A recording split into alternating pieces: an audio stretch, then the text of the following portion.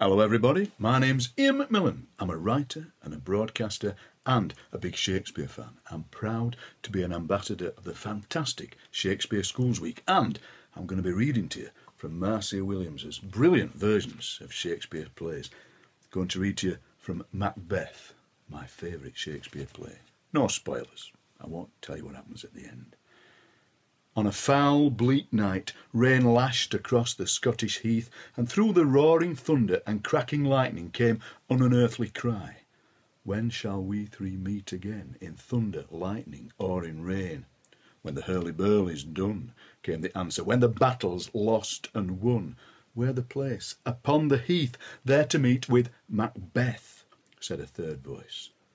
The following morning, the beating of a drum echoed across the same bleak landscape. Closer and closer it came to the place where the unearthly cries had been heard. The drumbeat heralded Macbeth and Banquo, two Scottish generals returning home to Inverness. They had just defeated an army of rebels who had risen against Macbeth's cousin, King Duncan. Few had ever seen such courage as the two generals had shown in the battle. It was said that Macbeth had brandished his sword with such speed that it smoked with the blood of his enemies. Certainly both men were so stained with blood that even the pouring rain could not remove it. So foul and fair a day I have not seen, shouted Macbeth against the storm. Suddenly, as if from nowhere, three weird creatures rose out of the gloom. Both men stopped in their tracks. What are these, so withered and so wild in their attire? Gasped Banquo. The creatures seemed to be women, but they had beards. Were they real, or were the generals imagining them? Are you aught that man may question? Asked Banquo. He'd heard that there were witches living on the heath who could tell you your future. The three witches, if that's what they were, put their bony fingers to their skinny lips as if to silence Banquo. They turned to Macbeth. All hail, Macbeth, cried the first. Hail to thee, Thane of Glamis. Macbeth was taken aback. The first witch had addressed him correctly, but how did she know who he was? All hail, Macbeth, hail to thee, Thane of Cawdor, said the second, which was strange, as he was not the Thane of Cawdor. Strangest of all was the third witch's greeting. All hail, Macbeth, that shall be king hereafter. Maybe these were more than greetings. Maybe these were prophecies. Banquo was excited at the possibility and asked the witches to look into the seeds of time and say what his future held. Thou shalt get kings, though thou be none. So all hail, Macbeth and Banquo, said the witches. With that, they disappeared like bubbles into the chill air. Whither are they vanished? Asked Banquo, amazed. Macbeth gave no answer, for already his mind was consumed with the idea that he might one day be King of Scotland. Moments later, two messengers sent from King Duncan approached across the heath. They brought the news that the king had made Macbeth Thane of Cawdor in honour of his great victory. The two generals stood stunned. The witch's first prediction had come true already. Macbeth turned to Banquo. Do you not hope your children shall be kings when those that gave the Thane of Cawdor to me promised no less to them? He asked. Banquo smiled at his friend. He was more cautious than Macbeth and less swayed by ambition, and he warned Macbeth that such creatures of the dark night have evil intent. They could be trying to trick Macbeth into some deed that would have dire consequences. But Macbeth brushed away the warning. In the days that followed, Macbeth could think of nothing but the crown of Scotland that would sit on his head when he was king. How soon would that be, he wondered? Should he be doing something to make sure it happened? No, he thought to himself. If chance will have me king, why chance may crown me without my stir. But the seed of ambition had been sown by the three witches, and ambition is an evil master. Dark thoughts began to stir in Macbeth's mind, thoughts of ways he could hasten the day of his coronation. When Banquo and Macbeth finally arrived at the palace, King Duncan could not have greeted them more warmly or with more gratitude for their great bravery.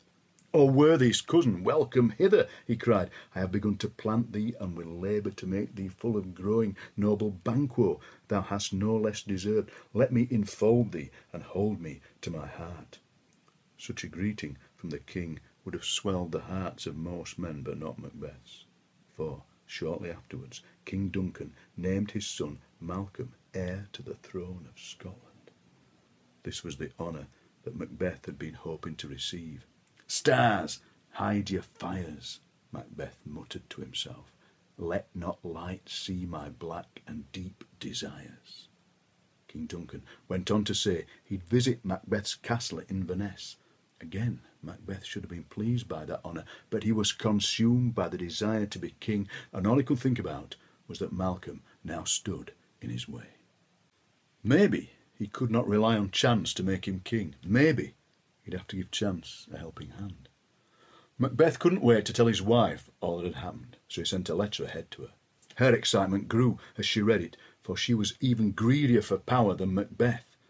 She could already see the golden crown of Scotland on her husband's head. Macbeth was ambitious, but he had a sense of honour. Lady Macbeth was quite ruthless and only honoured power and ambition. She was capable of destroying anyone who stood in her husband's way. By the time Macbeth reached his castle, Lady Macbeth was already plotting King Duncan's death. When she greeted Macbeth, she saw that his thoughts had also turned to murder, but she was worried by his lack of cunning. "Your face, my Thane, is as a book where men may read strange matters," she warned him. "Look like the innocent flower, but be the serpent under it." Their talk was interrupted by the arrival of King Duncan and his two sons, Prince Malcolm and Prince Donalbain. The king was delighted by the sweet air around the castle and Lady Macbeth, who appeared so charming and welcoming. But Lady Macbeth was secretly urging her husband to kill him that night. In preparation for the evil deed, Lady Macbeth drugged King Duncan's two guards, who lay beside the king as he slept.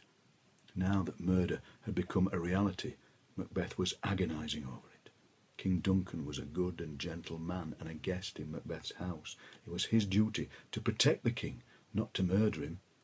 "We will proceed no further in this business," he told his wife. "If we shall fail, screw your courage to the sticking place, and we'll not fail," Lady Macbeth scorned. So, swayed by his wife, Macbeth reluctantly agreed to murder the king as he lay in bed that night. Lady Macbeth's evil heart swelled with satisfaction. She retired to her chamber to await the time. Macbeth remained hunched in his chair, imagining the fearful deed that lay before him. His dark thoughts were interrupted by the arrival of Banquo and his son Fleance. Banquo had brought a gift from the king, a beautiful diamond for Lady Macbeth, whom King Duncan had called his most kind hostess.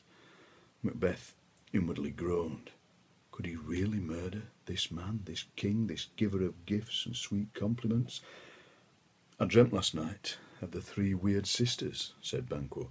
"To you they have showed some truth."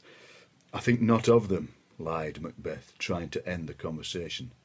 When Banquo left him, he dismissed the last of his servants, had tried to prepare himself for the foul murder. He paced up and down the great hall, trying to gather courage, but then he saw a phantom dagger hovering in front of him.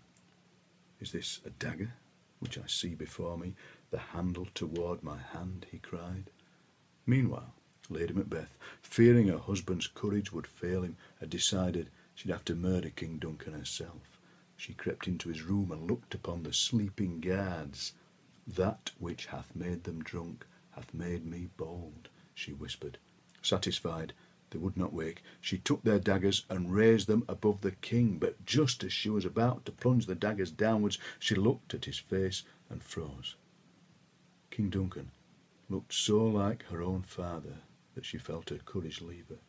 She dropped the daggers and fled from the room, shaken by her failure. Lady Macbeth ran to find her husband, for time was running out and the guards would soon wake from their stupor. She waited outside while Macbeth crept into King Duncan's room. Reluctantly, Macbeth picked up the daggers. Closing his eyes, he plunged them into King Duncan's heart. Then he ran from the room, his hands dark with the king's blood and the daggers still clenched in his fists. "I've done the deed," he cried, overwhelmed with the horror of it. "Why did you bring these daggers from the place?" cried Lady Macbeth. "They must be there. Go carry them and smear the sleepy grooms with blood." Macbeth would not go back. He was too afraid to see what he'd done. "Infirm of purpose!" cried Lady Macbeth furiously. "Give me the daggers!" She grabbed the daggers and ran to return them to the grooms, covering their hands and faces with blood for good measure. Later, When King Duncan's body was found, the whole castle rocked with cries of murder and treason, for he was the most noble of sovereigns and was loved by all.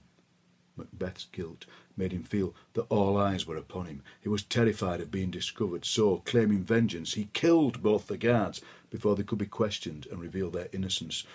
"Oh, yet I do repent me of my fury that I did kill them," he said. Despite his display of grief, many suspected that Macbeth, aided by his wife, had murdered the king. The king's two sons feared for their own lives and decided to flee from Scotland, Malcolm to England and Donalbain to Ireland. So Macbeth, as next in line to the throne, was crowned King of Scotland. He'd achieved his ambition and had also fulfilled the witch's third prophecy. "Thou hast it now, King, Cawdor, Glamis, all as the weird women promised," Banquo said to himself, "and I fear thou playest most foully for it." Macbeth was haunted by the fear of being discovered, as well as by his own guilt. He worried that Banquo would find proof of the murder, or that somehow Banquo's descendants and not his own would one day reign, just as the witches had foretold. "To be thus is nothing, but to be safely thus," he muttered to himself. "Our fears in Banquo stick deep." Macbeth decided that the only way he could hold on to his crown and pass it on to his own children was to murder Banquo and his son Fleance. To this end, he invited all the local thanes to a feast. As Banquo and Fleance made their way to the palace, they were brutally attacked by Macbeth's hired assassins. Fleance managed to escape, but Banquo died.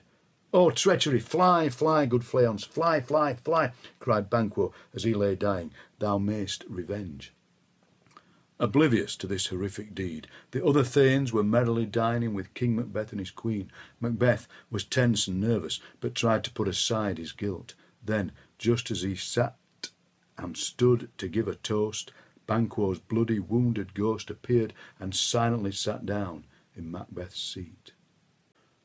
"Which of you has done this?" asked Macbeth in horror. But neither the thanes nor the queen could understand what he meant, as they couldn't see Banquo. "Thou canst not say I did it," shouted Macbeth at the spectre. "Never shake thy gory locks at me."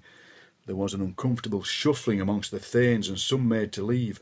"Why do you make such faces?" whispered his wife. "When all's done, you look but on a stool." Macbeth was so nerved by the ghost and the wounds it bore, which had been inflicted by his own henchmen, that the queen finally dismissed their guests, pretending that the king was sometimes afflicted by strange visions.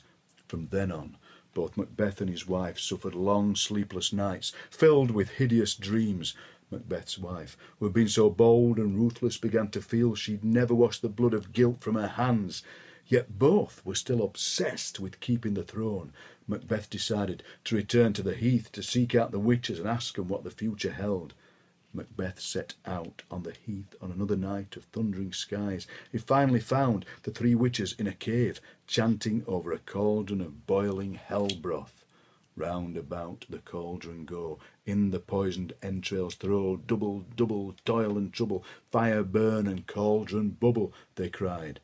As Macbeth stood watching, three apparitions rose from the cauldron. The first was an armed head, which warned Macbeth to beware of Macduff, the Thane of Fife.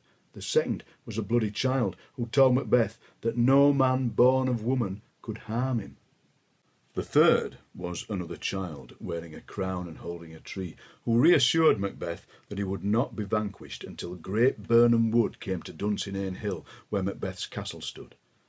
When Macbeth asked if Banquo's heirs would reign, the cauldron sank into the ground and 8 ghostly kings passed by, followed by Banquo's ghost. The last king carried a mirror which showed many more kings, and Macbeth knew that they were Banquo's descendants. It was as he had feared. Banquo's son Fleance had escaped. Macbeth's visit to the witches had done nothing to make him feel that his crown was safe. If anything, he felt more insecure than ever. So, when he heard that Macduff had gone to England to join forces against him with Prince Malcolm, Macbeth ordered the death of Macduff's wife and children.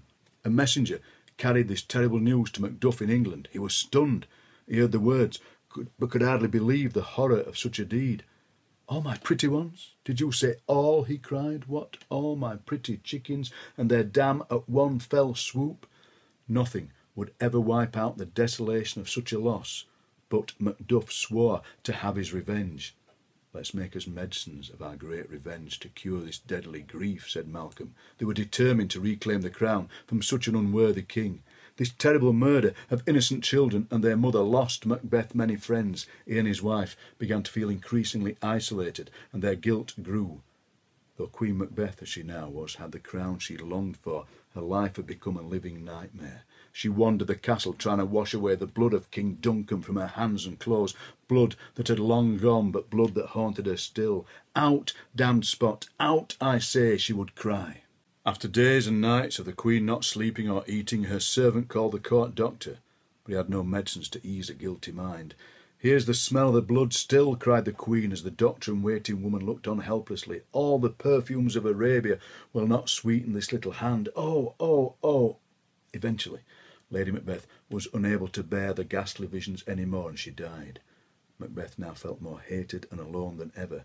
His wife had been his guiding force, his partner in crime.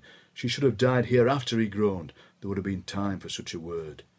Macbeth was still reeling from his wife's death when a soldier who'd been on watch approached him. "I should report that which I say I saw, but know not how to do it," he said nervously. "Well, say, sir," cried Macbeth impatiently. I looked towards Burnham, and anon methought the wood began to move. "Liar and slave!" cried Macbeth furiously. But the watch was not a liar, for thousands of Prince Malcolm's troops were fast approaching, shielded behind branches cut from great Burnham Wood. Thus it appeared the wood moved towards Dunsinane Hill and Macbeth's castle, the event the witches said would precede Macbeth's downfall. Macbeth still believed himself invulnerable. Even if great Burnham Wood appeared to be moving towards his castle, he knew he'd never be killed in battle. Hadn't the witches said that no man born of woman would ever kill him? So, gathering his courage, he rallied his remaining forces and waged a bloody war against Malcolm's army until Macduff spotted him. "Turn, hellhound, turn!" cried Macduff, his sword held high. Macbeth turned, and as their swords clashed, Macbeth cried out, "Let fall thy blade on vulnerable crests. I bear a charmed life, which must not yield to one of woman born." "Despair thy charm," cried Macduff in triumph. Macduff was from his mother's womb untimely ripped. Macbeth's sword slackened in his hand. Macbeth had not been born by natural means. He had been taken from his mother's womb by surgeons. Macbeth knew that this meant the end had come. Macduff, with all the pain of his lost family in his sword, made sure his enemy's death was swift and bloody. With one sword stroke he parted Macbeth's head from his body and then carried it to Prince Malcolm, the rightful heir to King Duncan's throne. "Hail, King, for so thou art!" cried Macduff triumphantly. "Hail, King of Scotland!" So Prince Malcolm claimed back his father's throne, and the Scottish people rejoiced. The wicked reign of Macbeth and his ambitious wife had ended, just as had been prophesied. Scotland was at peace, ruled once more by a true and noble king. What a great story. Hope you enjoyed that.